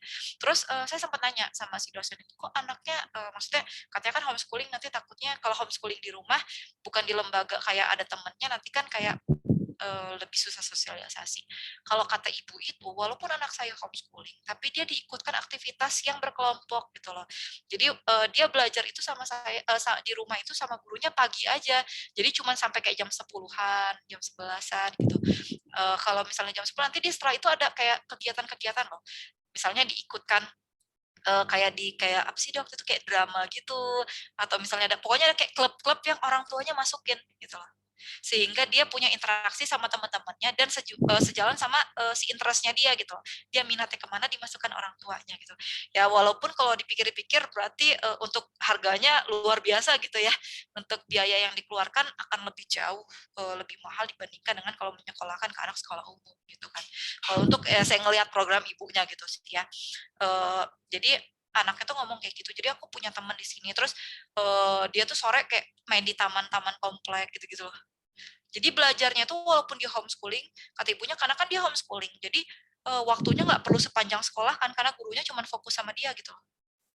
Jadi biasanya tuh katanya jam 10, setengah 11, atau paling lama jam 11 dia udah selesai gitu sekolahnya. Tentu dia sisanya kayak kegiatan-kegiatan gitu. Jadi itu bisa kayak gitu. Nah kalau homeschooling yang misalnya berlembaga ya dia punya teman juga sih gitu. Tapi kendalanya kan nggak semua sadar tentang pentingnya sosialisasi ya. Ada juga yang homeschooling orang tuanya fokus kepada si kecerdasan kognitif, kayak lebih kepada kayak kognitif anaknya doang gitu, nggak kepada aspek lainnya. Nah ini kalau kalian nanti mau nonton itu namanya Child Genius yang saya tadi sebutkan gitu ya, itu orang tuanya tuh itu rata-rata anak-anak homeschooling gitu. Jadi orang tuanya tuh istrinya rumahnya tuh ensiklopedia anaknya belajar gitu ya. Dan ditanya mereka tuh bisa baca apa, ditanya iya dia bisa berlatih sampai antara kayak 8 sampai 10 jam. Saya bilang lama banget anak-anaknya gitu kan ya. Belajar kayak benar-benar, tapi emang luar biasa gitu. Kayak mereka spelling itu untuk ngeja gitu ya. Kan ada lombanya. Mereka tuh bisa kayak sampai ngeja kata yang luar biasa panjang. Terus mereka tuh udah bisa baca buku-buku mahasiswa tuh. Padahal anak-anak umur-umur 9-10 tahun, bayangin nggak? Kayak buku-buku udah tingkat lanjut gitu. Tapi ya kayak gitu. Dan nggak semua sih ya. Tapi mayoritas yang saya tonton di film itu rata-rata anaknya sombong gitu loh. Sombongnya tuh kayak ketika ada temen yang nanya, dia kayak, ya belajar sendirilah gitu loh. Yang lebih kayak gitu. Jadi egoisnya tinggi banget gitu kalau yang dari yang saya tonton gitu ya. Tapi nggak nutup kemungkinan nggak juga gitu. Jadi tergantung juga kayak kepribadian anak, lingkungannya itu seperti apa. Balik lagi ke itu tadi ya, konvergensi tadi ya, bagaimana sih emang bawaan dan juga pengaruh dari lingkungan gitu ya. Rifki. Ya Bu, udah cukup. Terima kasih Bu. Ya sama-sama. Terus terakhir ini sebenarnya udah dibahas nih barusan juga, situasi pergaulan, situasi pendidikan gitu ya. Ada yang namanya pergaulan ketika Dek tolong beliin kakak kertas dong ke warung gitu kan ya misalnya ya, atau beliin sabun cuci muka nih ke warung gitu kan ya, facial wash gitu kan. Adiknya ke warung cuk gitu kan. Kenapa? Kakaknya mager gitu. Nah, berarti itu situasi pergaulan gitu kan ya. Tapi kalau tanya kenapa, ingat ya Dek ya, belinya ini uangnya sekian gitu kan ya, harganya nanti ditanya berapa, terus nanti dihitung kembaliannya berapa, berarti kan gitu tujuannya adalah biar adiknya belajar matematika gitu kan. Jadi tujuan yang menentukan apakah itu situasi pergaulan ataukah itu situasi pergaulan pendidikan adalah tujuannya, apakah di dalam pergaulan tersebut ada tujuan pendidikannya atau enggak gitu ya. Termasuk ketika guru ngajar di sekolah, ayo anak-anak dikerjakan tugasnya gitu kan ya. Ayo kalian harus selesai sekarang untuk tugasnya, nanti ibu buat laporannya seperti apa, berarti itu bukan tujuan pendidikan gitu kan ya. Karena ada batasan, nanti ibu laporannya seperti apa, berarti bukan perkembangan si anak, tapi tugas gurunya. Artinya situasinya pergaulan jadinya, bukan situasi pendidikan. Jadi intinya adalah dalam situasi pendidikan ada tujuan pendidikan yang dikhususkan ya kepada si anak oleh si pendidiknya agar tercapainya tujuan pendidikan tertentu. Ya gitu. Itu untuk ke situasi pergaulan dan situasi pendidikan. Langsung aja deh karena kita tinggal waktunya 13 menit lagi. Silakan yang ingin bertanya. Situasi sambil saya ngecek ini dulu ya, bentar.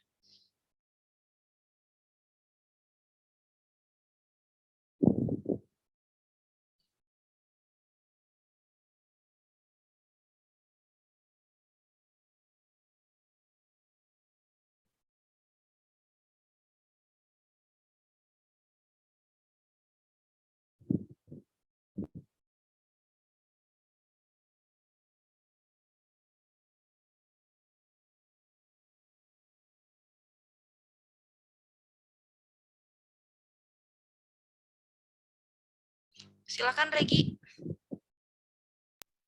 Jadi Bu, kalau misalkan dari sisi pedagogi sendiri gitu, yang membuat anak sulit bersosialisasi itu apa Bu? Selain mungkin dari lingkungannya. Oke, terima kasih Regi pertanyaannya. Jadi kalau sejauh yang udah saya pelajarin gitu ya, kayak tadi, jadi ada yang namanya bawaan, ada yang namanya lingkungan. Nah, kalau faktor bawaan itu banyak juga. Contohnya memang ada yang kepribadian. Nah, ini seperti kepribadian ya. Yang sebenarnya kepribadian itu bisa juga berubah sih, bergeser. Kayak anak yang, oh dia mah introvert nih, jadi sulit bersosialisasi. Tapi itu ada kecenderungan. Artinya kalau kita ngomong kecenderungan, bisa akan ada perubahan ke sana. Contohnya adalah ketika kalian tipenya introvert gitu ya, itu kepribadian kan bawaan. Nah, bawaan ini kalian itu nanti akhirnya terekspos dengan banyak luar biasa. Nggak hanya dari lingkungan kalian yang menekan kalian segala macam, enggak. Bisa juga kalian lebih kayak gini. Kalau bagi kalian introvert mungkin pernah relate juga gitu ya. Kalian merenung secara pribadi gitu. Gitu kan ya. Nah, itu ada titik di mana akhirnya kayaknya saya mau lebih bersosialisasi deh dengan orang lain. Terus nge-push diri sendiri. Nah, itu berarti faktornya internal. Jadi intinya adalah sebenarnya kalau mau disimpulkan faktornya itu ada dua. Ada internal, ada juga eksternal. Nah, internal itu dalam diri. Dari motivasi kita pribadi, terus dari kepribadian kita bawaan, dari kompetensinya juga gitu loh ya, sejauh mana kita bisa berinteraksi kayak gitu kan ya, dan sebagainya. Terus kalau dari lingkungan itu juga bisa jadi kayak lingkungan tempat tinggal, bisa lingkungan keluarga maupun lingkungan masyarakat. Bahkan terkait dengan apa yang kalian baca, apa yang kalian tonton, mungkin juga bisa mempengaruhi. Mungkin ya, tidak selalu, tapi mungkin bisa mempengaruhi. Gitu. Jadi kalau tanya sama Regi, yang bisa mempengaruhi sosialisasi apa itu luar biasa banyak banget. Gitu. Itu kalau dari ada namanya psikologi sosial juga gitu. Di dalam pendidikan namanya psikologi sosial pendidikan.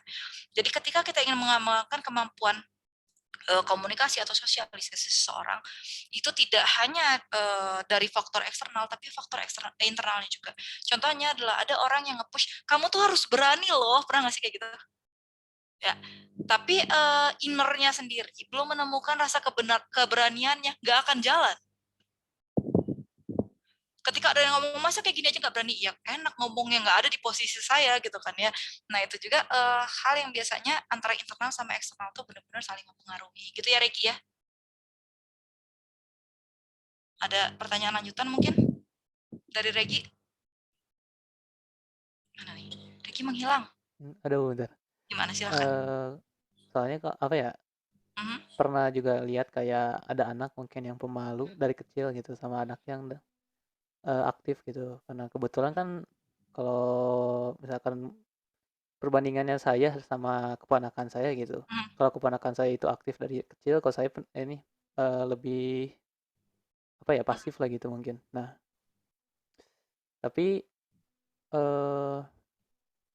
hal tersebut tergantung pada ini ya akhirnya pada internal dan eksternalnya.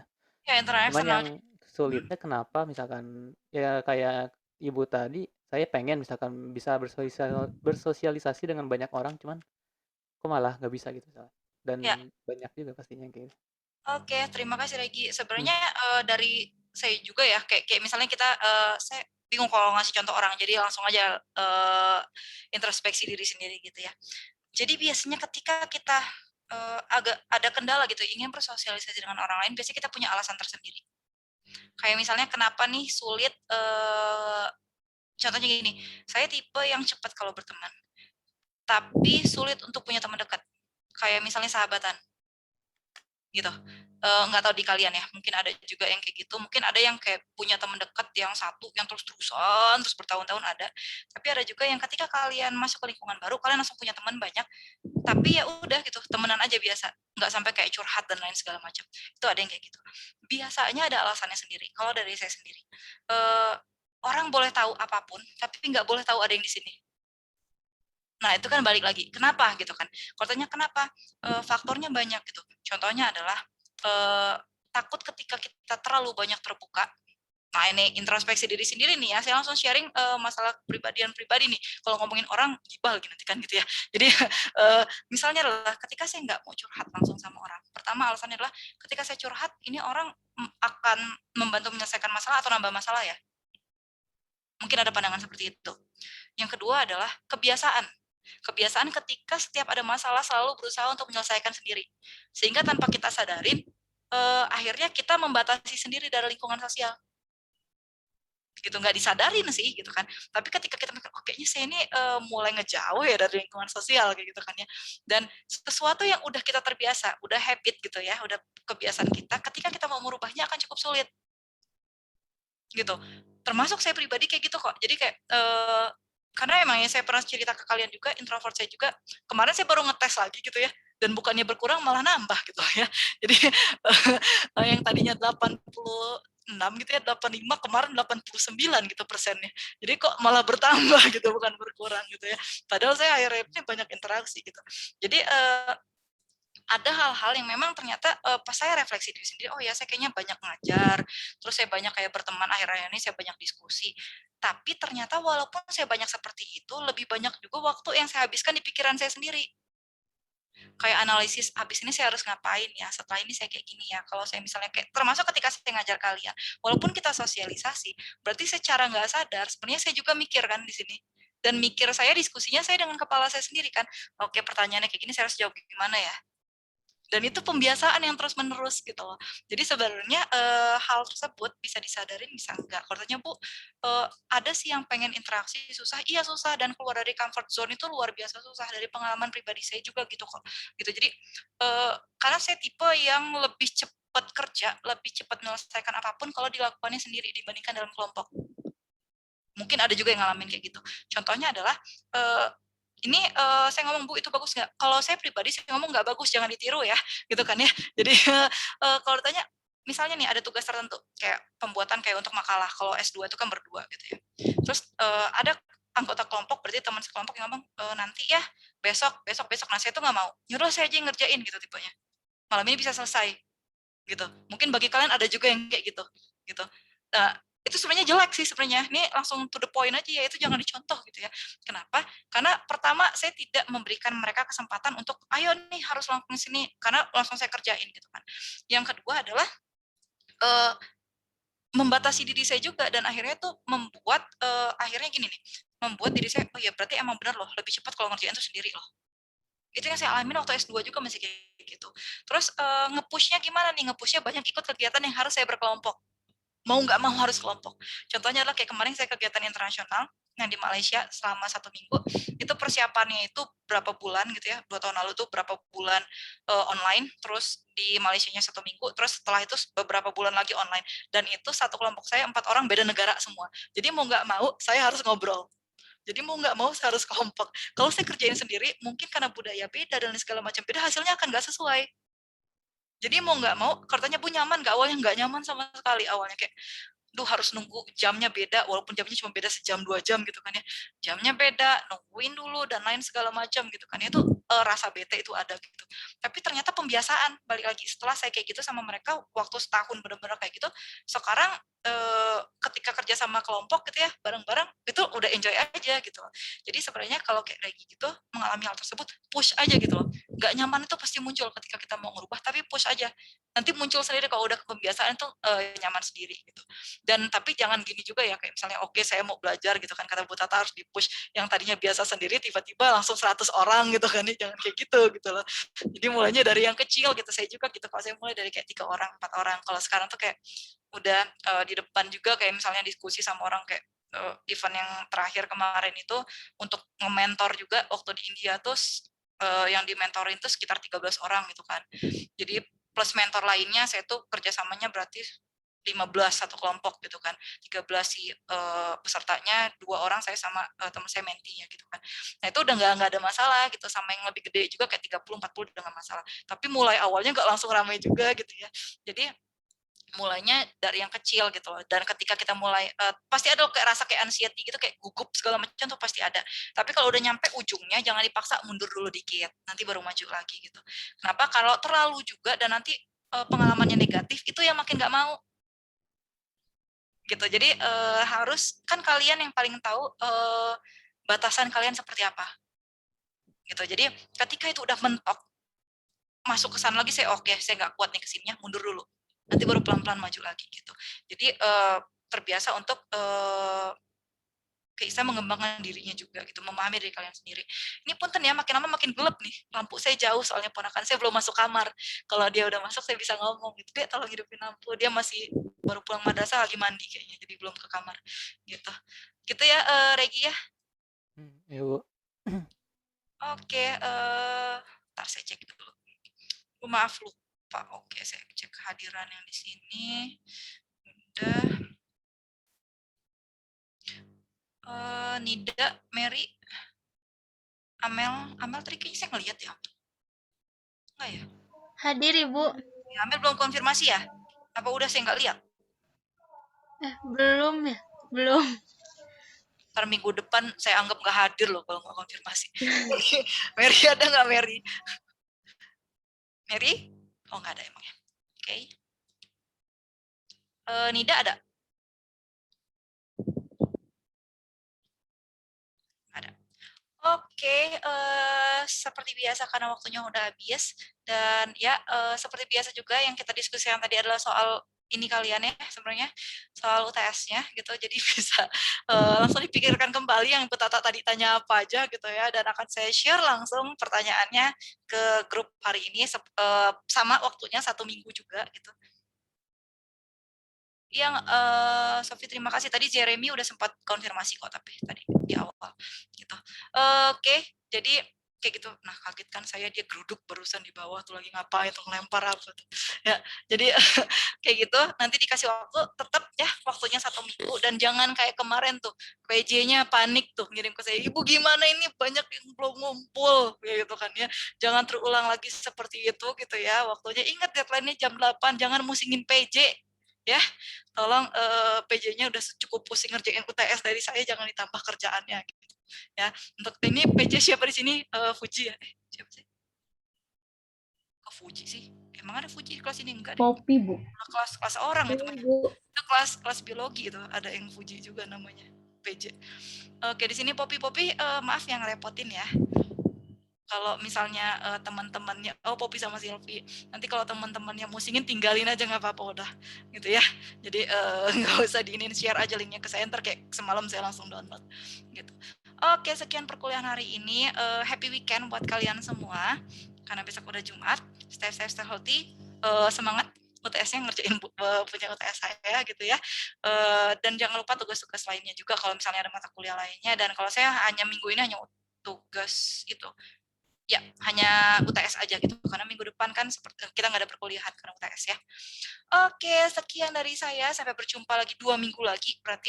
Enggak deh, minggu depan tapi hari Rabu ya. Iya, landasan pendidikan. Ya, oke. Sekian, wassalamualaikum warahmatullahi wabarakatuh. Waalaikumsalam Waalaikumsalam warahmatullahi wabarakatuh. Warahmatullahi wabarakatuh.